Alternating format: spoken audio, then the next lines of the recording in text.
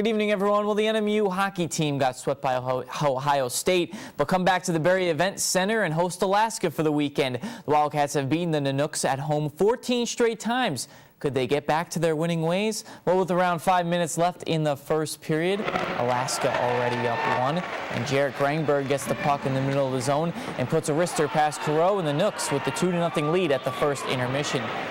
But in the second was all Wildcats. Okay, Jake Johnson's shot goes wide, but then he'd get the puck back, and he put it through the 5-hole, and NMU is on the board and still down 1, 2-1. The game is now going to be tied at 2 after this. Reed Sickle will pass to Wade Epp, and his slap shot would go in the net, and the Wildcats took a 3-2 lead. That was Epp's second of the season. But with a minute remaining in the third period, NMU on the power play, and Andy Taranto takes it down, and he makes this wrister in the top corner for the top shelf goal. Game was tied at 3. That was his 5th of the season, and the game went into overtime. 52 seconds into the extra session, Scott McCauley would score his 3rd of the season, and NMU beats Alaska 4-3.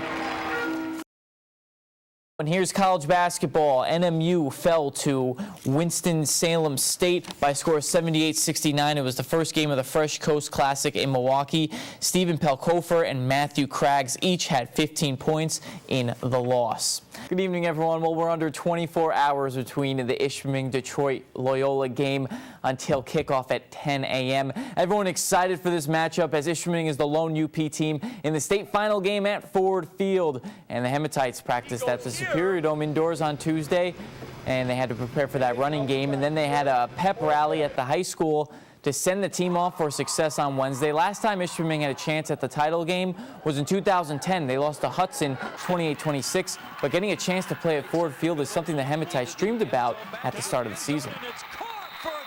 You know, going down to Ford Field is a great experience, and it's a great reward for these kids. And to play in somebody like Detroit Loyola, who's 13-0, you know, they say that, you know, the #1 team can't be beat, but you know, there's a lot of pride in the UP. There's a lot of heart in the UP. So, you know, these kids aren't overwhelmed. They were down there, you know, 2 years ago as freshmen and sophomores when they got brought up. So they know what it's about.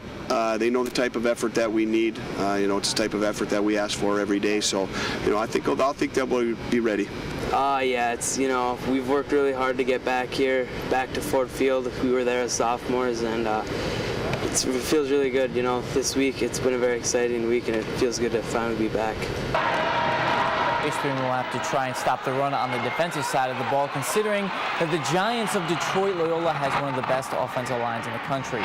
And the Bulldogs are undefeated this season at 13-0, and they have great preparation before each game. Take a look at how the Bulldogs prepare. Watch the shift of the line. That's why we're starting in the stack eye, and we're going to shift. What they've done the last game is they went from the bunch, and they actually broke from the bunch and kicked it.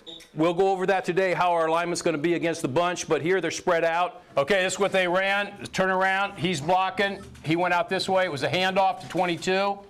Second time around, he faked it here, and he continued to go. Don't lose track of what we got to do. You've had a great week. You've had the best week of practice that you've had all year long. Okay, bar none, you've had the best week of practice.